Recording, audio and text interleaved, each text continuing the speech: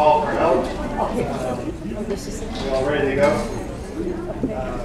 I got a special treat for you guys today. We have our Stand Up for Mental Health comedy show. We have 7 comics for you, and they're going to be coming up doing stand-up comedy, just making fun of all kinds of things about having mental illness. And then we're going to show this about 10-minute little introduction to see what this is all about, what they've been through. And then everybody's going to do jokes one at a time. So go ahead and cue the movie. So I went to a support group for shy people. No one showed up. You look crazy because I sure feel crazy. My psychiatrist said I'm a paranoid bipolar. So I said, where'd you hear that?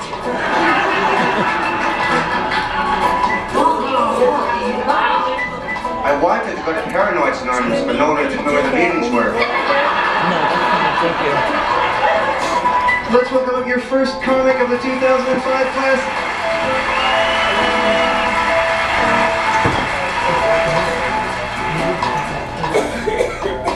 Do you ever get the feeling there's someplace you're supposed to be?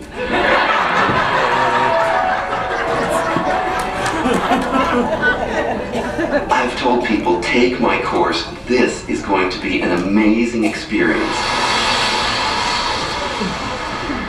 And don't worry, I'm not into hugging, so this won't be, no hugging. So this is a story about a group of underdogs who set out to achieve something they're not supposed to be able to do. Well, this is going to be one to remember.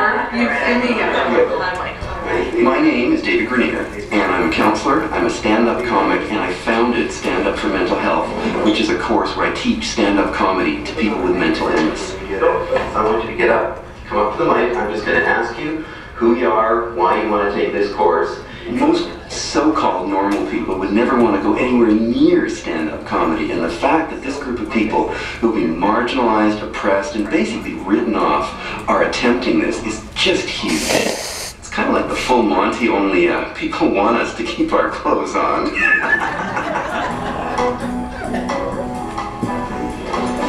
Hello, my name is Joan Stone. How the hell does this work? You go like that. Oh, super. So I like to get them up in front of the mic almost right away so they have the experience of getting up in front of the group and speaking and realizing it's okay to take that risk. I don't know how to be funny, but that's why I'm here, I guess. Try to be funny. I can do retarded things to be funny, but I can't like say something and be like, have you all laugh and stuff, so that's why I'm here. My mother has schizophrenia and my father has depression and obsessive compulsive disorder. And I'm an only child.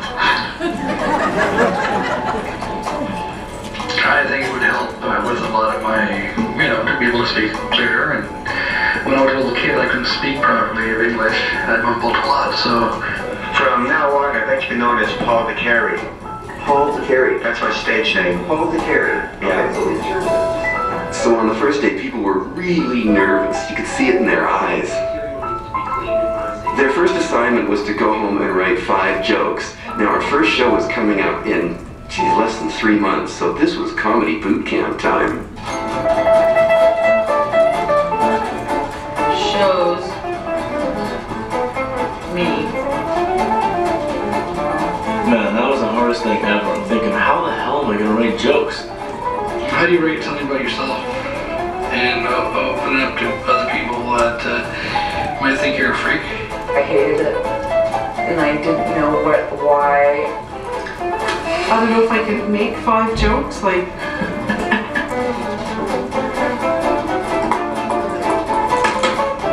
I guess he didn't want to disappoint me. God, I'm not good. So he didn't do any of that. Is that funny? So as you know, he diagnosed me with schizophrenia. It's got to be dealt with schizophrenia. I have to be honest, I have attempted suicide in the past. Obviously, I wasn't successful. This could be the stupidest thing I've decided to do, ever.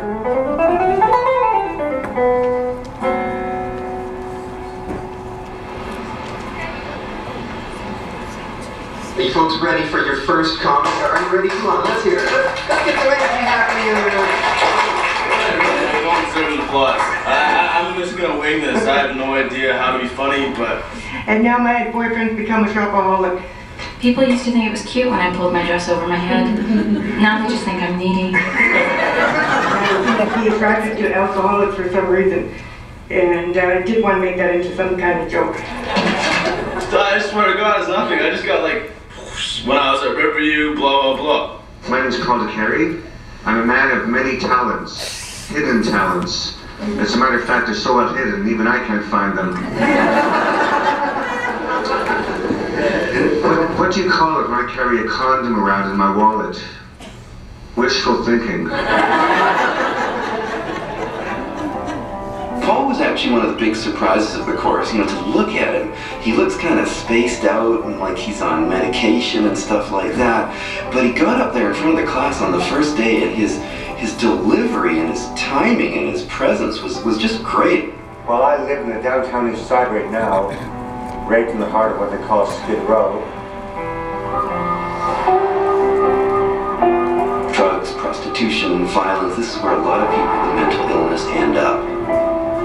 And he's so incredibly talented, and he's just never had the resources and support that he needs to really make that happen for himself. It's Paul. Well, I had an accident when I was about 3 years old. I fell on a second-story balcony, landed on my head. My parents didn't want me. They were unhappy having me. So after that, they gave me to my grandparents. They gave me away.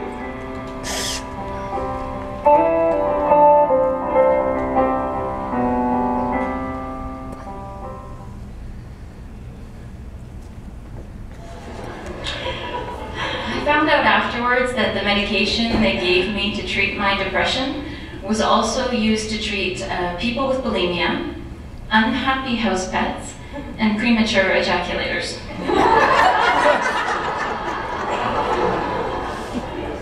Doesn't that seem odd? Can you picture a scientist in a lab coat going, "Eureka! I found a cure for skinny chihuahuas who come too soon"?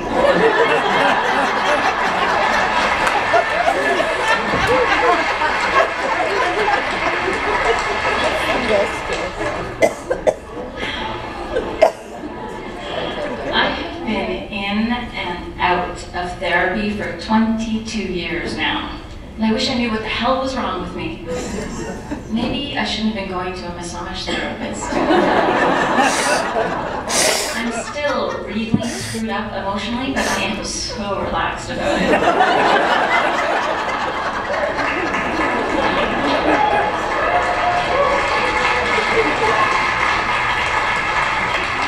Thank you. This is very good for me, very healing.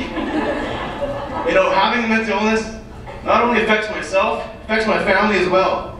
I know this because people say I'm just like my dad. Only difference, he hasn't been diagnosed yet. So I don't know about you guys, but I get high a lot. I smoke weed to slow down my thought process. So now I'm down to like one thought a day.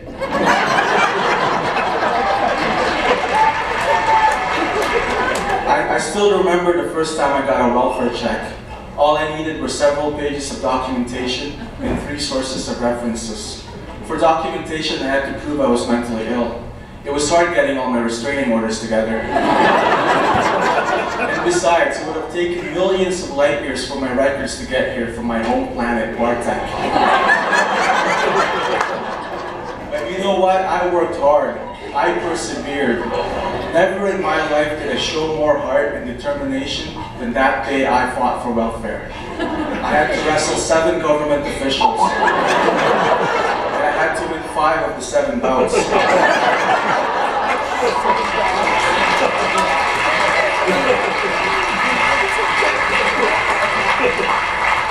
The sad part is now I have to go through that whole process every time I have an annual review.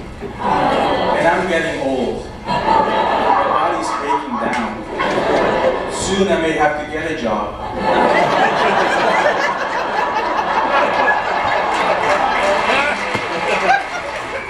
There's a lot of drugs in the downtown East Side, and I'm a drug addict, I admit it. I'm hooked on placebos.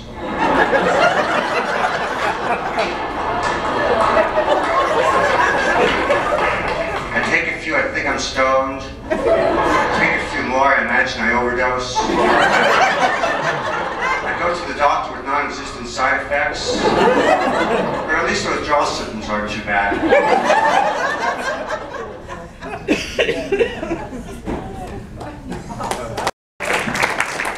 All right, let's give it up for our first comic, John Molson.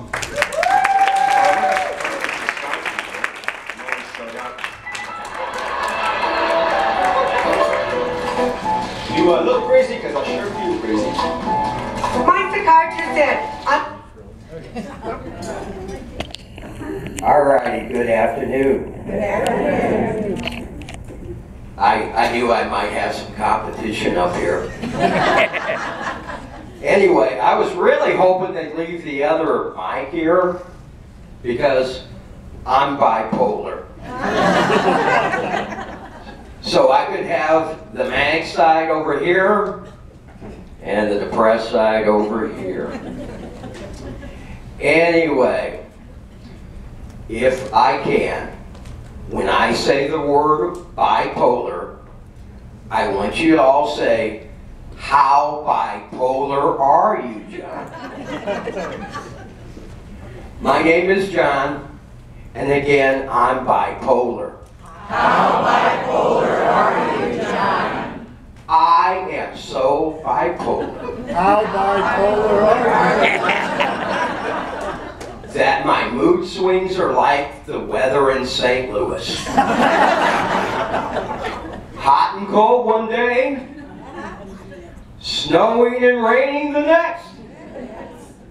Can you imagine if mood swings were predicted on the TV like the weather? Today, John will experience crying jacks mixed with periods of spontaneous laughter.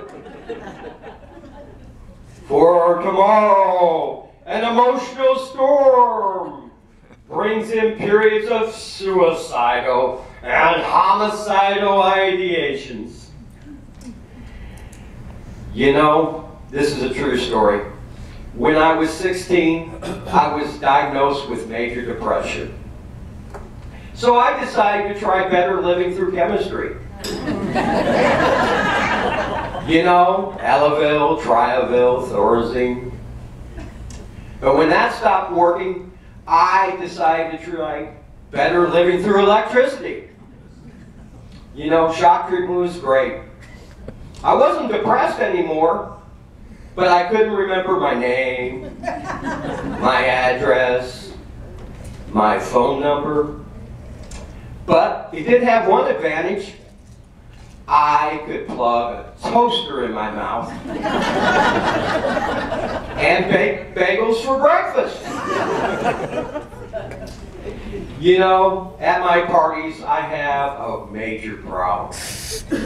I cannot put my schizophrenic friends next to my obsessive compulsive friends because one wants to talk to the butter all night and the other ones want to rearrange all the dishes.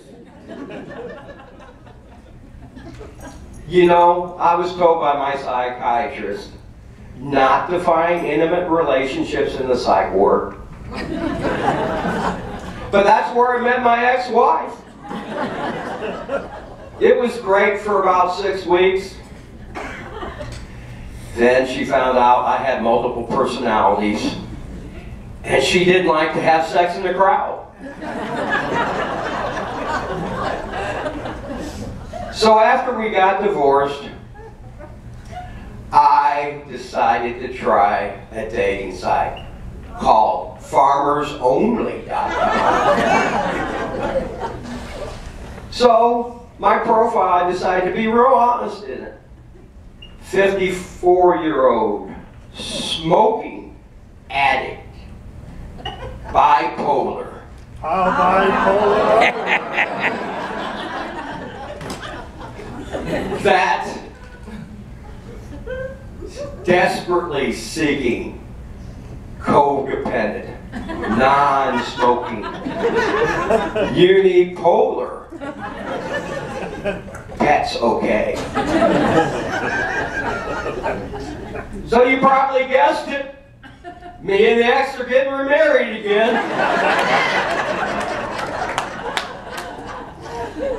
So this time on our honeymoon, instead of spending it at Niagara Falls or Hawaii, we're going to spend it at the Betty Ford Clinic,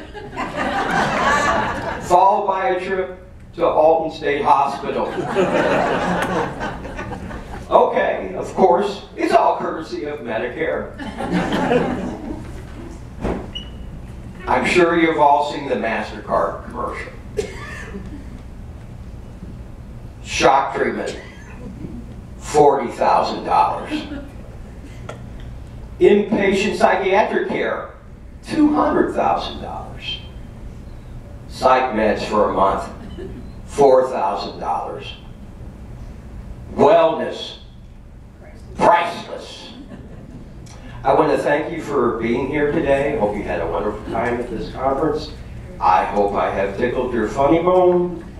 And I get to introduce the next comic, Janet DeMar Paul.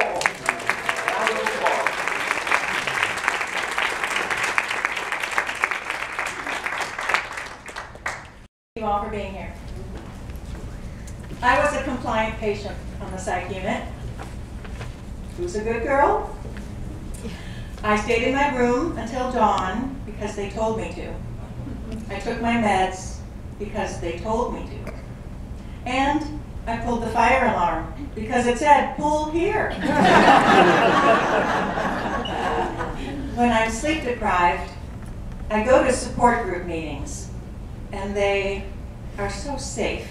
Everyone is understanding when someone dozes off in a meeting. But the group leader gets mad when I zip up in my sleeping bag for the night.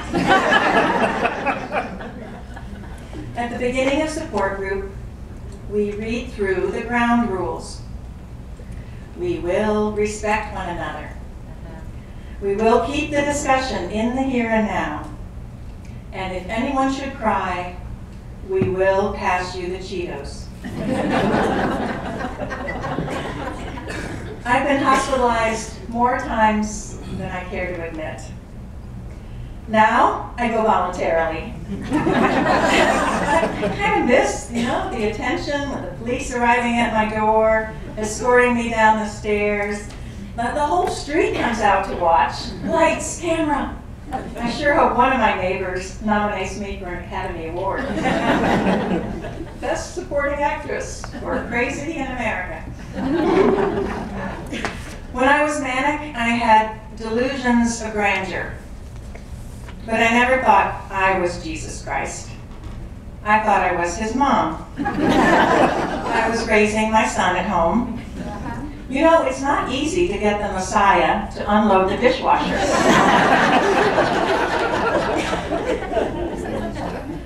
A while back I was listening, and the weatherman said, "Your high today is 86. I said, no, I am way higher. I cut out coupons, I washed the windows, I did the laundry, and I finished 2 paintings all before breakfast. Honestly, I had a hard time taking meds. So I decided to say a prayer when I unscrewed the cap. I said, Lord God, please, let me profit from this pill. Then I heard a voice. Invest in AstraZeneca.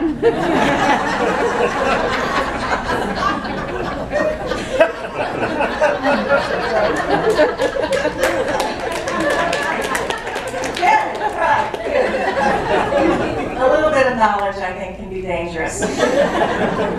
My medical doctor says to watch my HDLs and my LDLs.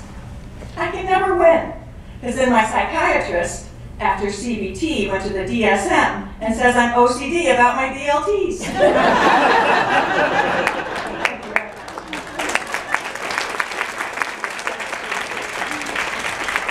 I'd like to be right here, our next comic.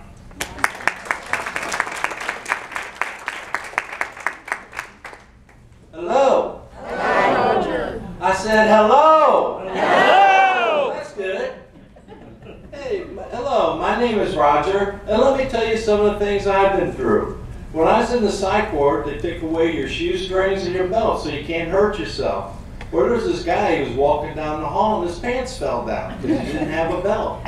Well, I found out you could use ID bracelets instead, but the nurses didn't like me taking them off the other patients. After all, it takes a lot of them to make a belt. When I was in the psych ward, the telephone cord was so sharp so you couldn't hurt yourself with it. It was forever being pulled off the wall. I guess I should have tried standing a little closer. They had a petition to stop me from using the phone, I know, because I was the first one to sign it. I was told that anxiety is like a fire alarm going off when there is no fire.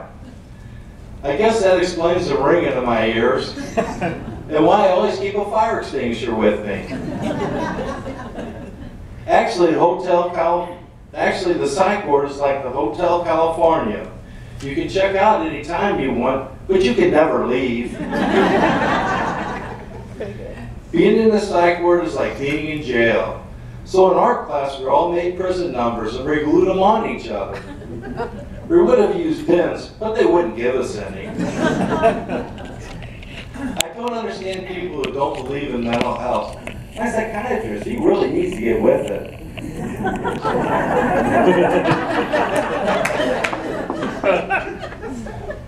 When I first met my psychologist, he asked me what I wanted him to do for me. I said, go down to Starbucks and get me a coffee. And then after you do that, give me a $100,000 a year job that I don't have to work at.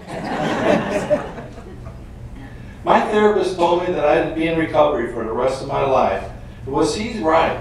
Since 2010, I've recovered from anxiety, depression, and 5 surgeries. At least I get a frequent use of the OR discount. And my friends, they have fun placing bets on what surgery I'll need next. I'm also president of the Depression Bipolar Support Alliance. At one point, we lost our meeting place. I had to find a new one. Fortunately, they had room for us down at the local bar. Plus, they had great drink specials. We had a room for our meetings at a local hospital, but they got rid of all their health programs, mental health programs, and they moved us to another room. Then they told us politely that we couldn't use that room any longer. I guess they don't believe in mental health either. I signed up for a rap class, but I felt pretty stupid when I showed up with presents and wrapping. That's when I found out that RAP stands for Wellness Recovery Action Plan. People say stuff like, just get over it. Unfortunately, one of those people is my psychologist. In 2010, I went to the hospital with a major breakdown. I had major suicidal thoughts and everything. But no one's ever died from overdosing on M&Ms. Thank you. I hope you had an awesome time at the conference today. Please give it up for the next comic, Joyce Keller Marine. Before I start, I want you to know that I volunteered for this planet. I grew up in the Midwest like a corn stalk, so all my jokes are pretty corny. I didn't learn how to drive until I was 22, half a century ago. And I love cruise control. I discovered I can multitask when I use it. I can drive, practice vocal warm-ups, and do deep knee bends at the same time. Last year, I had a part-time job delivering flowers for people who are either living, dead, or in between. It was fun for me at the hospital when I sang, These are your get well flowers. Hope you feel better in an hour, which is how we hope you'll feel from being with us today.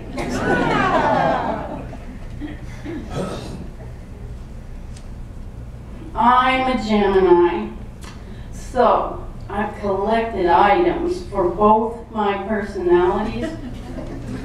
The creative one, who likes to find new ways to use things, and the would-be minimalist, who hoards empty boxes, bags, and containers with the idea of getting rid of stuff.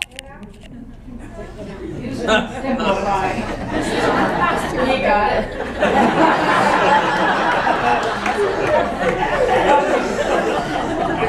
Both of my personalities frequently rearrange things. Then after a while, we can't remember where we put them. And sometimes one of them hides things on purpose. The other day, I was looking for my spare keys, and I realized it would be way easier to find Waldo. And I wonder if he could find my keys for me. Waldo, are you here? I like to get things to give to others.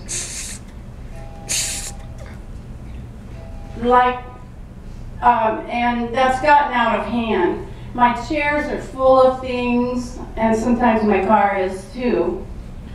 Like the time I bought 500 used, not long ago, Reese VHS videos. And I'm not greedy, I only bought 250 at a time. And I'm a frugal shopper, they only cost 5 cents each. And $3 for a VHS rewinder. Someone suggested I join HIA, Hoarders International Anonymous. I looked into it, but I only learned how to stack my things higher. So I decided if anyone wanted 500 VHS, I'd be giving them away after our first show. They were going like hotcakes, and the $3 VHS rewinders. One benefit of having chronic clutter is if someone broke in and took one look, they would say, "This place is already being ransacked. Let's go somewhere else." Amen.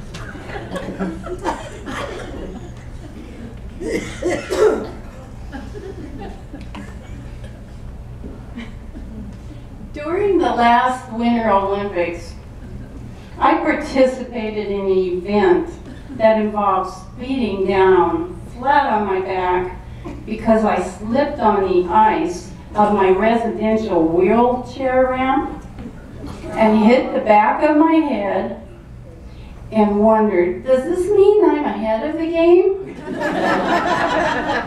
Too bad there was nobody there to time me. I was so fast. 4 years from now, instead of the triple Lutz, I want to go out for the triple klutz. My oldest daughter in California advised me to use non-LED red light bulbs in my house after sunset for the first couple of hours. This is to help me sleep. Now, I'm looking for a red light meetup group for wacky, biohacky grannies who wear orange safety glasses under fluorescent lights.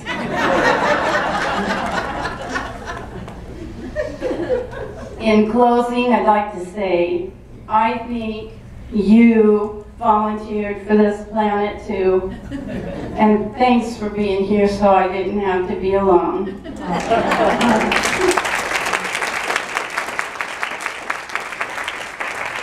Also, thank you to Call for Help for Stand Up for Mental Health. And please give a round of applause for our next volunteer comedian, Pat Mitchell.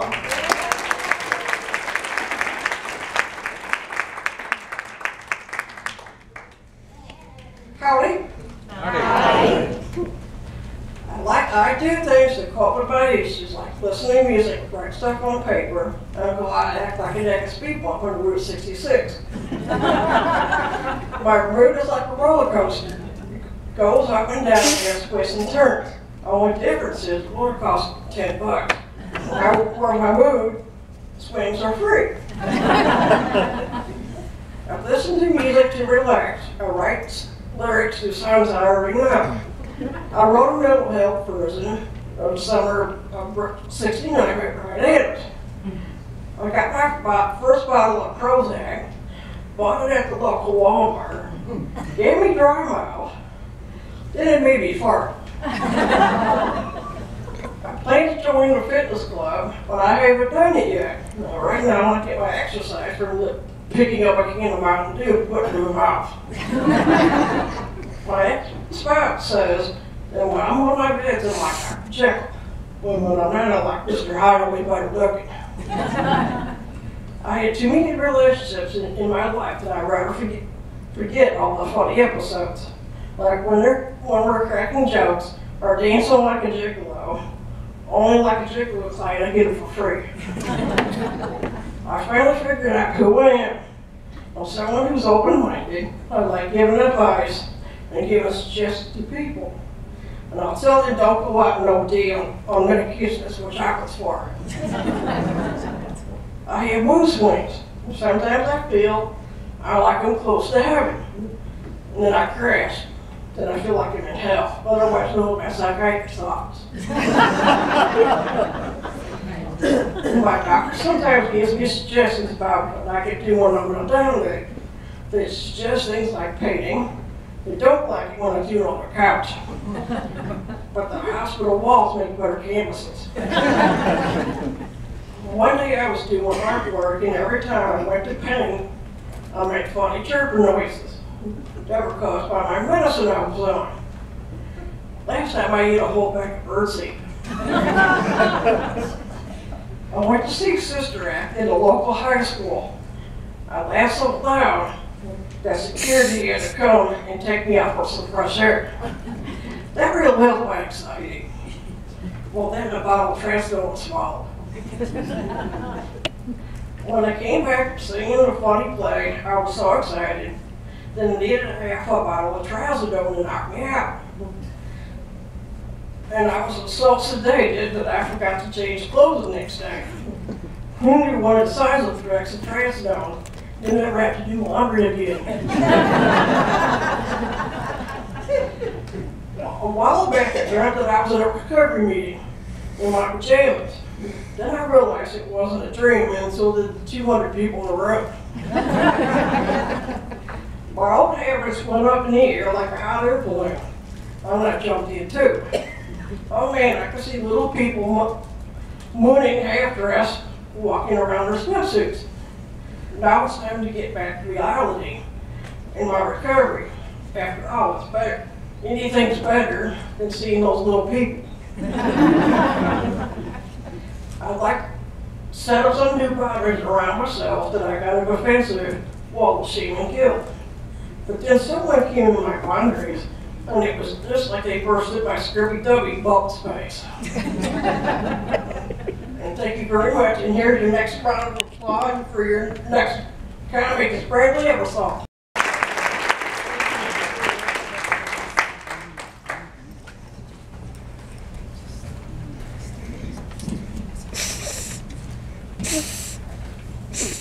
Thank you guys should all come out. Hey John, check the internet signal. I was lagging a little bit. I'm so paranoid I'm beginning to think I'm so paranoid I'm beginning to think that my feet are talking to each other. See, my left foot took over because it wants to become a NASCAR driver. Now I have to stop every 200 steps to change my shoe. I really think I need to fire that pig crew. At one point, I had a delusion that I went to Florida to see the Daytona 500.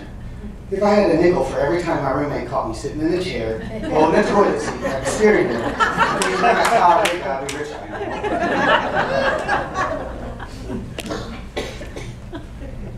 The only things that were going faster than actual cars were my racing thoughts coming out of my brain. And just like the Daytona 500, all they do is go around in circles. I think I need a good handle on that.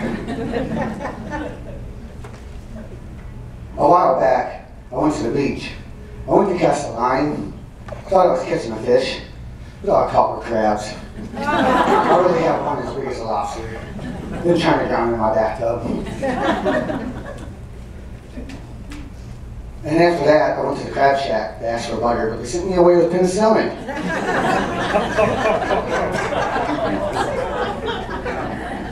And then I took my rim run and found out it was all a delusion. Crab shack doesn't have butter. That explains why all the penicillin bottles I have in my cabinet.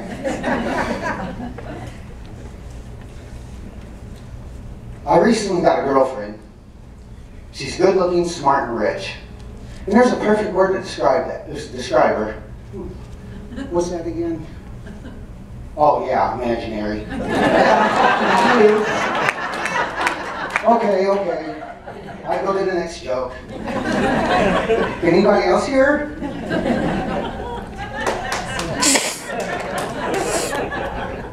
I have anxiety and depression. At one point, I was on medication that made me very paranoid. And I was convinced that people were out to get me. And they were. They're called psychiatrists. I really don't need a paparazzi when I have them on my back. A while back, I accidentally took the wrong pill. Happened to be a little blue one. It got lodged in my throat. I had a stiff neck for 4 hours. So much for Viagra.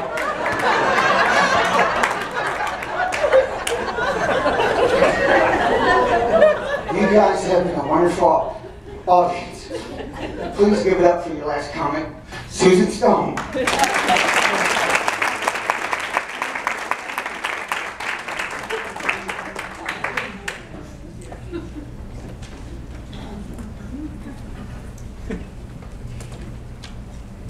Hello out there, all of you. How you doing today? Good. My name is Susan Stone, better known as the Dance Live Dancer. Now, I was on my way to a dance today, somehow I wound up here. So let me tell you about myself. I really like to dance. The last time I went to Turner Hall for their spring dance, they said they had to dance the way I had to dance, the way everybody else does. But I don't want to dance with a pole. I'd much rather dance with a Norwegian. That's right. I have a lot of dance props. I get paranoid that people will take them. Because everybody likes Japanese fans, glow sticks, and a stripper costume. Okay, I have come up with a mental health rendition of the Hokey Pokey. Instead of putting my left foot in, I just throw in last year's psychiatric evaluation. Okay. At one dance, I was so upset, and I had so much anxiety that I ate one of my props. Those Japanese fans taste so good with teriyaki. Okay. Another time, the police came and took me away from the dance. So I did my dance at the police station, using my new prop. Oh, I was so upset. So upset when they confiscated my flaming chainsaw.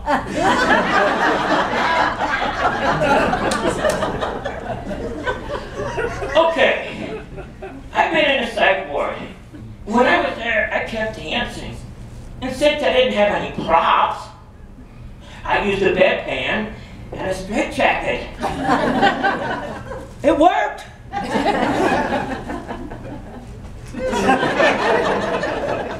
Another time, I was in a psych ward. And everybody started dancing. So I started dancing, and everybody freaked out. Next time, maybe I should do it to music.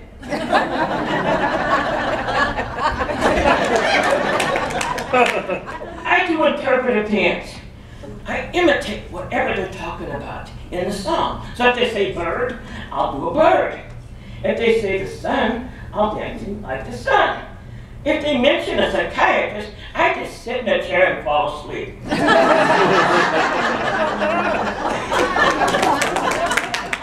So when people see me dancing at a concert, they say that I'm distracting to the band. Oh my goodness, maybe I should stop dancing on stage. And the drummer doesn't like it when I use his bass drum as a prop. But it worked. At one of my dance programs, I take my therapist with me because it is so stressful. And the more stressful it is, the more I dress her up. She's the most expensive prop I got today. When I was dancing, when I was doing my dance, someone said, "You need to get out of the way. Never gonna hit me with a chair." That so much upset me. I'd much rather be preferred to hit with a lunchbox. So here we go. The doctors disagree on my diagnosis. One over here says I have generalized anxiety disorder. This one over here says I have bipolar. That one back there says I have schizoaffective. So they keep giving me medicines. Pretty soon I can start my own discount pharmacy. I go to therapy, and they give me skills to cope with my anxiety. But my therapist so doesn't like it when I scream at her. Neither do any of the other customers at the Walmart checkout line. My psychiatrist told me to write down my cognitive distortions right away. Like if I'm paranoid, somebody's following me. Oh, there they are. Down the highway, I'm supposed to write it down while I'm driving. But that's so hard to do. And it's so hard to work on cognitive distortions when you've just been in a car accident. Okay, I was once at the art museum. I started to dance on the stage. And security told me, "Get down." So I got down with the boogie woogie, Dancing Queen, and Runaway Train by Soul Asylum. And I thank you all for joining me with me today. I got one more thing I'm going to do for you here. It's a poem. The breath of life is a gift. Each moment is yet another opportunity to share the meaning of life with others. I thank you all for being here today for the Mental Health Stand Up for Mental Health Society. And remember, you never get today back again, so cherish the time that you have today, here, now. Thank you. Good night.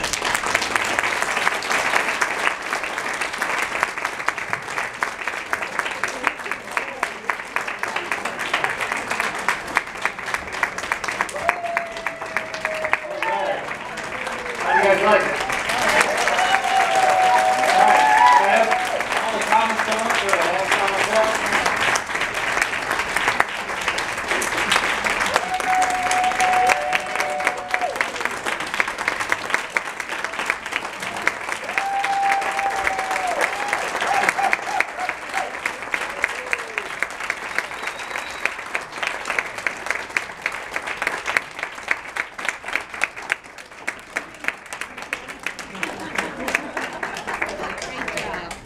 We clap for you. All right, hold on. I'm gonna get a selfie, I guess. Oh, you want to take pictures? Thanks to Davies. All right, get in here, guys. I got selfie on. All right, cheese? Cheese. Cheese. All right, thanks. Good night, everybody.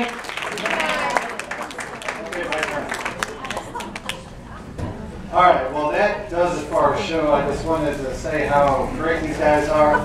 I just feel like they're incredibly brave to come up here fighting the stigma of mental illness and just have a good time with it. I'm really proud to work for Call for Help and all the programs that they have. And we're just blessed and honored to have these great bunch of people that come and do these type of shows. So once again, my name is John Weiss, and thank you. And I'll turn it on back to Mr. Smith here.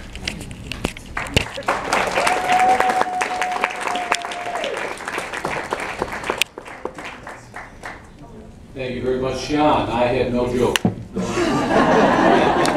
Then dance. Okay.